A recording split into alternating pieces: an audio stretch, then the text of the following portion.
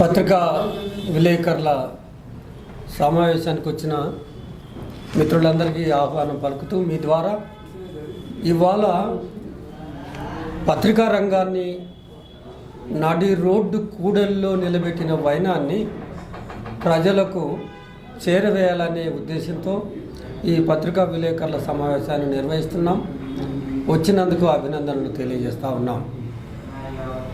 ప్రజలారా, ఛత్తీస్గఢ్ రాష్ట్రం ఇప్పటికే ఎన్కౌంటర్లతో మండిపోతూ ఉంది.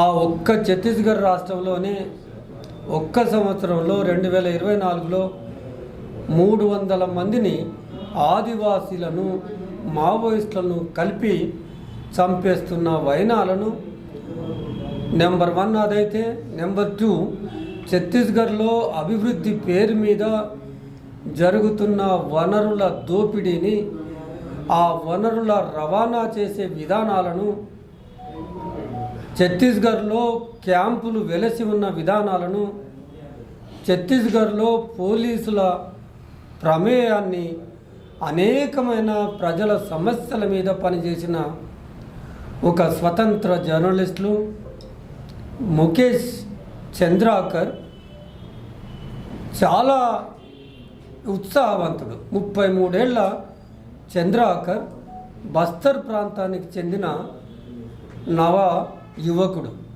ఆయనకు పత్రికా రంగం అంటే, వార్తల సేకరణ అంటే, వాస్తవాలను ప్రజలకు అందజేయాలంటే, ప్రభుత్వాలు విడుదల చేస్తున్న ప్రకటనల వెనుక ఉన్న సత్యాలను, కనబడని, వినబడని, చూడలేని అంశాలను ప్రజలకు చేరవేయటంలో ఆయన ఉత్సాహవంతంగా ఆ జర్నలిజానికి అంకితమై పనిచేస్తున్న వ్యక్తిని ఇవాళ ఒక కాంట్రాక్టర్ ఈ సురేష్ చంద్రాకర్ అనే కాంట్రాక్టర్ జనవరి 1 నాడు ముఖేష్ చంద్రాకర్ను కిడ్నాప్ చేసి చెరబట్టి హింసించి 3 రోజులు హింసించి తర్వాత తన ఎస్టేట్ ఆవరణలోనే సెప్టిక్ ట్యాంకులో శవాన్ని పడేసిన వైనం ఇవాళ ఆ శవాన్ని జనవరి 3 నాడు వెలికి తీస్తే దాని మీద నిర్వహించిన శవ పరీక్ష నివేదిక మరింత భయానకంగా ఉంది. ఆయన తల పగులగొడితే 15 చోట్ల తలను ముక్కలు ముక్కలు చేసిన విధానం మనకు కనబడుతుంది. శరీర భాగాలను కోసేసి పక్కటెముకలను ఎముకలను విరిచేసి బాడీనంతా డాక్టర్ల విధంగా దాన్ని కోసి ఆయన గుండెను బయటికి తీసి అత్యంత కిరాతకంగా కాలేయాన్ని బయటికి తీసి కాలేయాన్ని 4 ముక్కలుగా నరికేశాడు. అంటేనే ఆయన ఎంత కరేజియస్, ఆయనకున్న కాలేజ్ ఏంటో మనకు అర్థమవుతుంది. ఈ కాంట్రాక్టర్ సురేష్ కాంట్రాక్టర్ రోడ్లు వేస్తున్నాడు. ముఖేష్ చంద్రాకర్ అంత వెడల్పుగా ఉన్న రోడ్లు ఎందుకని ప్రశ్నించాడు. వాటి అవసరం ఏముంది అని ప్రశ్నించాడు. ముఖేష్ చంద్రాకర్ ఆ ఛత్తీస్గఢ్ రాష్ట్రంలో ఆదివాసీలకు 2 వీలర్సే సరిగ్గా లేని అటువంటి దుర్భరమైన పరిస్థితిలో ఉన్న వాళ్ళకు పెద్ద పెద్ద వాహనాలు పోయే 6 లేన్ల రోడ్డు ఎందుకని ప్రశ్నించాడు. 50 కోట్లతో మొదలుపెట్టిన ఆ రోడ్డు 120 కోట్లకు ఎట్లా చేరిందని ప్రశ్నించాడు. ఈ రోడ్లు అదే కాకుండా ఈ రోడ్లు కార్పొరేట్ల కోసమని, కార్పొరేట్లు చేస్తున్న వనరుల లూటీ కోసమని, అందుకోసమే రోడ్లు వేస్తున్నారు తప్ప ఆదివాసీల మీద ప్రేమతో వేయటం లేదని బయటపెట్టినందుకు, అందులో జరిగిన అవినీతిని బయటపెట్టినందుకు ఈయనను ముక్కలు ముక్కలుగా చేసి ఒక భయానకమైన వాతావరణాన్ని సృష్టించాడు. ముఖేష్ను హత్య చేసిన సురేష్ వెనక రాజకీయాలు ఉన్నాయి, బీజేపీ అండదండలున్నాయి. ఆయన బీజేపీ సభ్యుడు. ఆయనకు రాజకీయ అండదండలు లేకపోతే ఇంత దారుణానికి ఒడగట్టే పరిస్థితి ఉండదు. ఇవాళ ఆ హత్యతో ఏం చెప్పదలుచుకున్నారంటే, ఎవరైనా ప్రత్యామ్నాయ గొంతు వినిపిస్తే, ఎవరైనా ఇన్వెస్టిగేటివ్ జర్నలిజానికి జర్నలిజం చేసి సత్యాలను కనుక బయటికి తీసి అవి ప్రజలకు చేరవేస్తే ఇలాంటి గతి పడుతుందని చెప్పటం కోసం అత్యంత దారుణంగా చంపేశారు. అయితే ఆయన ఒక స్వతంత్ర యూట్యూబ్ ఛానల్ బస్తర్ జంక్షన్ కూడా పెట్టుకున్నాడు. ఇవాళ ఛత్తీస్గఢ్లో జరుగుతున్న అరాచకాలు, అక్రమాలు, రాజ్యం చేస్తున్న హింస, ప్రభుత్వం పాల్పడుతున్న అణిచివేత, చీకటి కోణాలన్నీ బయట పెడుతున్నాడు చంద్రాకర్. పౌర హక్కుల సంఘం ఇన్వెస్టిగేటివ్ జర్నలిజం చేసే జర్నలిస్టుల పక్షాన ఖచ్చితంగా నిలబడుతుంది.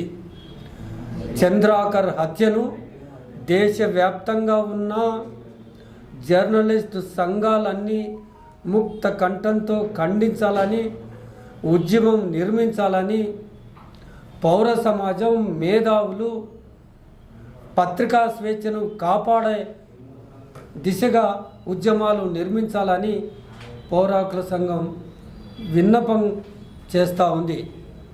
భారతదేశ పరువు ప్రతిష్ట ప్రపంచవ్యాప్తంగా దిగజారిపోయే ప్రమాదం ఏర్పడింది. ఇవాళ ఒక విలేకరికి రక్షణ కల్పిస్తలేము అంటే డబుల్ ఇంజిన్ సర్కారు చేస్తున్న దాని యొక్క పర్ఫార్మెన్స్ ఎట్లా ఉంటుందో మనం చెప్పవచ్చు. మొత్తం 180 దేశాలు అంతర్జాతీయంగా సర్వే చేస్తే పత్రికా స్వేచ్ఛ రంగం విషయంలో భారతదేశం ర్యాంక్ ఎంత ఉంటుందంటే 150 ఉంటుంది. ఇంత దారుణమైన పరిస్థితిలో భారతదేశం అనేది ఏ సూచీలో కూడా ముందంజలో లేము. ఈ దారుణమైన పరిస్థితులకు చంద్రాకర్ హత్యను సురేష్ చేసి ఉంటాడు. కానీ ప్రభుత్వం, భారత ప్రభుత్వం, ఆ రాష్ట్ర కేంద్ర ప్రభుత్వాలు బాధ్యత వహించాలి. ఇప్పటికి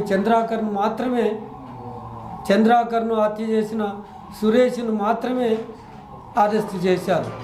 ఆయనకు సహకరించిన ఇంకా చాలామంది ఉన్నారు.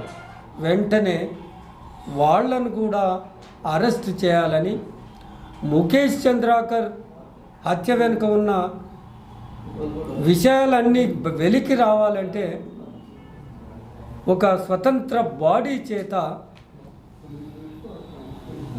విచారణ చేయించాలని పౌర హక్కుల సంఘం డిమాండ్ చేస్తుంది. ఇదే ఛత్తీస్గఢ్ రాష్ట్రంలో ఏ రాష్ట్రంలో లేని విధంగా ఛత్తీస్గఢ్ జర్నలిస్టుల రక్షణ చట్టం 2023 ఒకటి అమలులో ఉంది. కానీ ఆచరణలో ఏమవుతుంది? ఆ చట్టానికి తూట్లు పొడుస్తున్నది ఆ ప్రభుత్వాలే. అంటే డబుల్ ఇంజిన్ సర్కార్లు చట్టాలకు తూట్లు పొడుస్తాయా? డబుల్ ఇంజిన్ సర్కార్లు జర్నలిస్టులను హత్య చేస్తాయా? డబుల్ ఇంజిన్ సర్కార్లు దౌర్జన్యాలు చేసేవాళ్ళను, హత్యలు చేసేవాళ్ళను, అత్యాచారాలు చేసేవాళ్ళను ప్రోత్సహిస్తుందా? వెంటనే ఈ హత్య పైన న్యాయ విచారణ ఇండిపెండెంట్ బాడీ చేత చేయటమే కాకుండా ఇటువంటి హత్యలు దేశవ్యాప్తంగా జరగవని ఒక హామీ ఇవ్వాలి. తెలంగాణ రాష్ట్రం భిన్నమేం కాదు. మొన్న ముగిసిన 2024 డిసెంబర్ 29 నాడు ఏకంగా దుండగులు పుస్తక ప్రదర్శనలోకి ప్రవేశించి ఆ వీక్షణ ఎడిటర్ వేణుగోపాల్ పైన దుర్భాషలాడి దాడి చేశారు. తెలంగాణ రాష్ట్రంలో మహిళలపైన, మహిళా రచయితలపైన, ప్రజా సంఘాల నాయకులపైన, స్వతంత్ర జర్నలిజం చేస్తున్న మహిళలపైన విపరీతమైన భయంకరమైన పదజాలంతో ట్రోలింగ్లు చేసి మానసికంగా కృంగిపోయే పరిస్థితులు కల్పిస్తున్నారు.